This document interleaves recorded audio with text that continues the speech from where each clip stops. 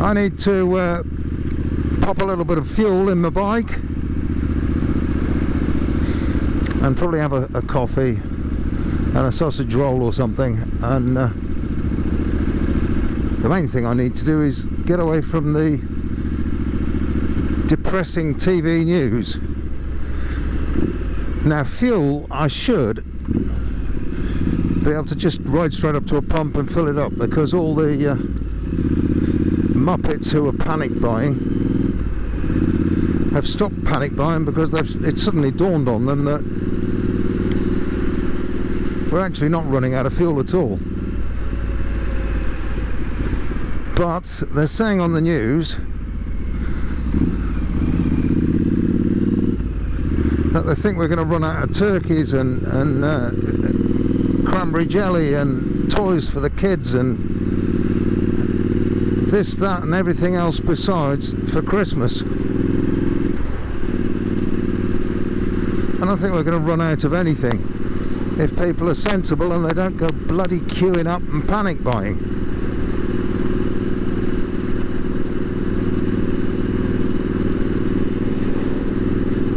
But we'll see. I've just got a terrible feeling it's all going to go pear-shaped again.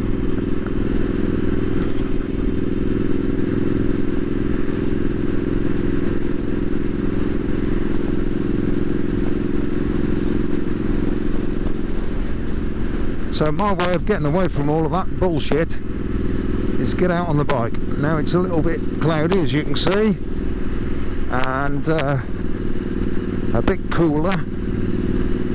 We're in mid-October.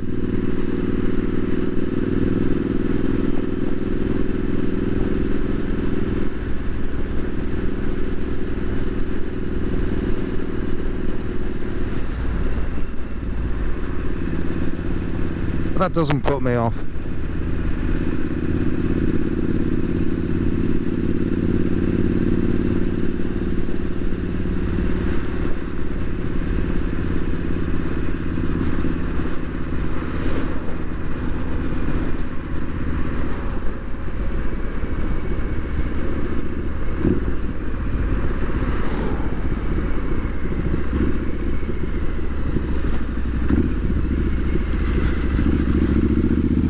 And it's a Thursday, so I shouldn't be suffering with any crazy traffic today.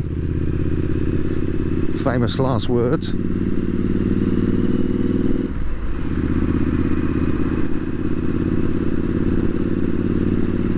But we'll see. You can never tell.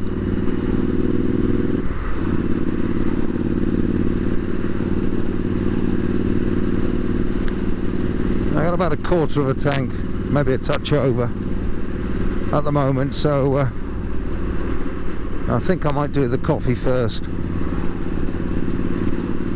and the fuel on the way back.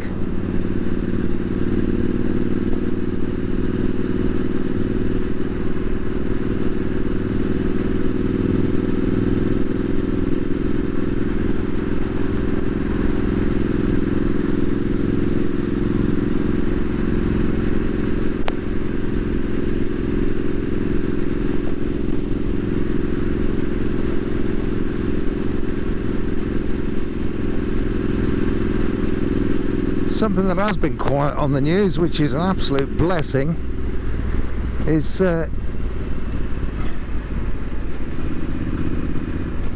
Harry, formerly known as Prince, and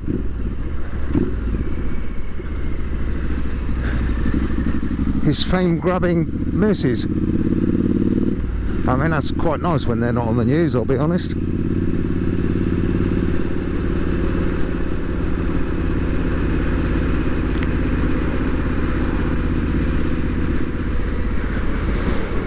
Everything else has been pretty depressing though.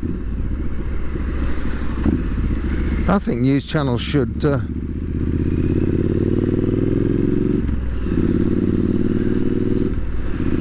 look for one nice bit of news to give every day. Nice cuddly teddy bear type news, I don't know. Something that makes people smile. Because otherwise we're all just going to get depressed. And if they're great unwashed out there, it suddenly dawns on them that riding a motorcycle gets you away from all of that. Then everyone and his dog's going to be riding a motorcycle, and the roads are going to be packed with them, and I'm not going to have so much fun.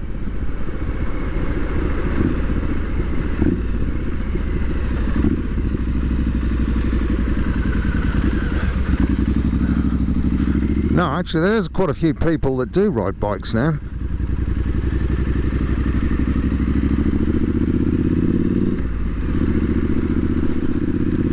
A lot of people whose mum and dad or commitments wouldn't allow them to ride one when they were younger have sort of hit middle age, they've got a bit of disposable income, and they think to themselves, yeah, sorry, I'm going to buy myself a bike, and good for them.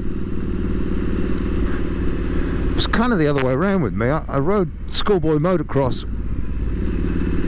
from the age of about 8 or 9, and the minute I was old enough to hold a UK driving licence, on my 16th birthday I had my first bike on the road, which was actually an enduro bike, and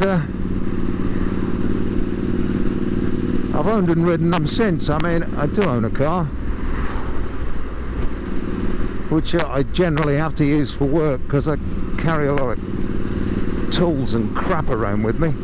I just can't get them on a bike. But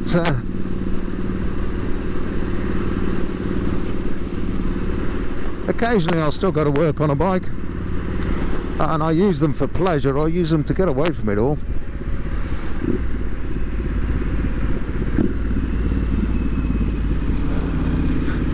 And I'm still thinking this is one of the best things I did, by this Scrambler.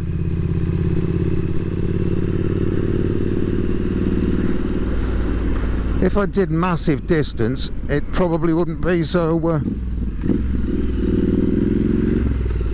it probably wouldn't be such a great bike, but I don't, you know, I just sort of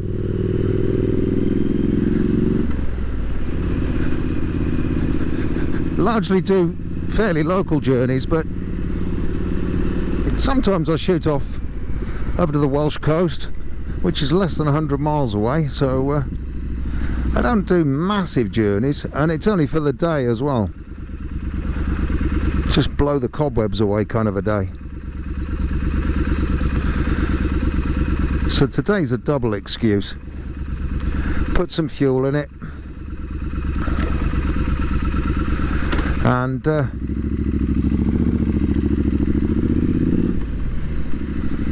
get away from the depressing TV news for a little while. Go and have a coffee and ride around and be nosy. Yeah, shitloads of excuses.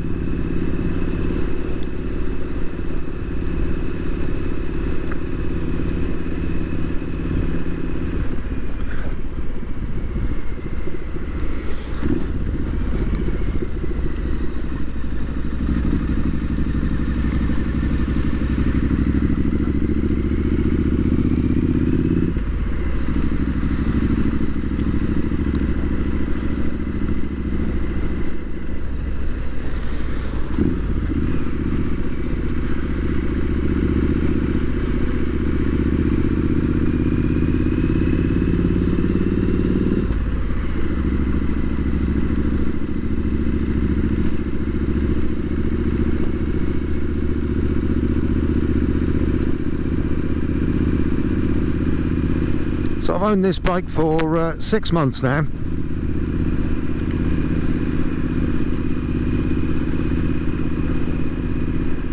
and I really don't have any complaints. I know a couple of other people who've got the Street Twins, Bonnevilles, Scramblers, you know, bikes that are based on the same thing, and the biggest whinge I ever hear is that they're underpowered. Well, if you think that, I think you've bought the wrong bike.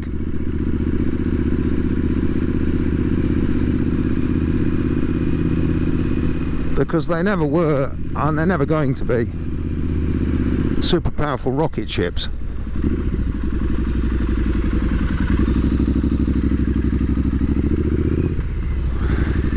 And I use mine for a combination of town and what I'd call rural riding. And it's bang on, it does that job perfectly well. And there's my fuel light just come on.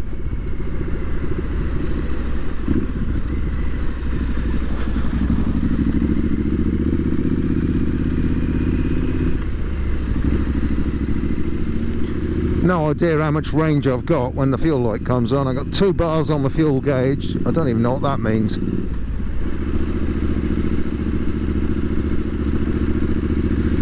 But I'm probably going to be doing between 6 and 10 miles between where I am now, having a coffee and a bite to eat, and actually filling it up with fuel. So I think I'm going to be safe. You'll hear some pretty choice language on this video if it does run out.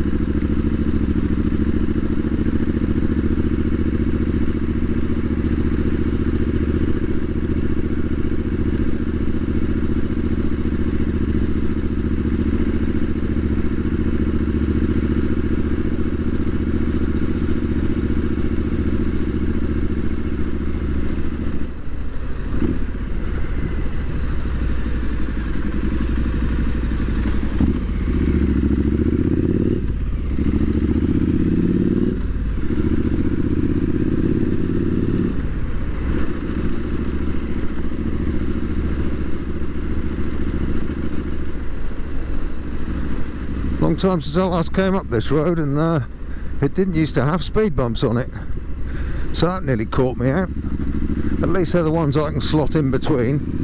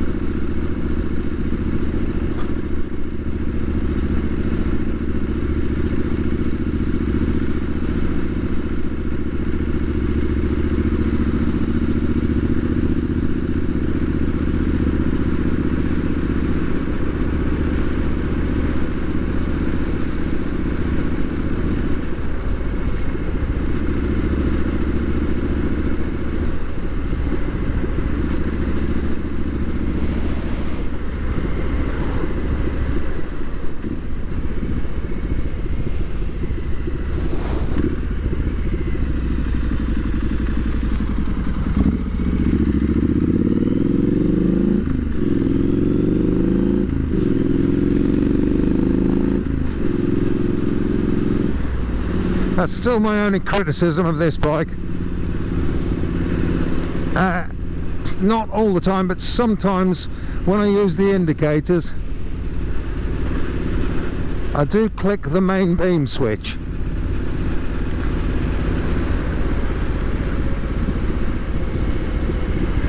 Ergonomics, I believe they call it. Poorly thought out, given that people ride motorcycles wearing gloves, and you have a little bit less feel with a glove, and of course It makes your fingers a bit bigger as well when you're wearing a glove.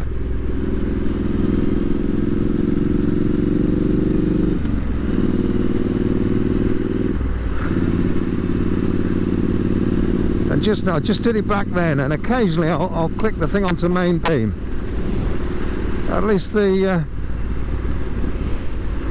main beam indicator is easy to spot, so it's not like I'm riding around permanently on main beam.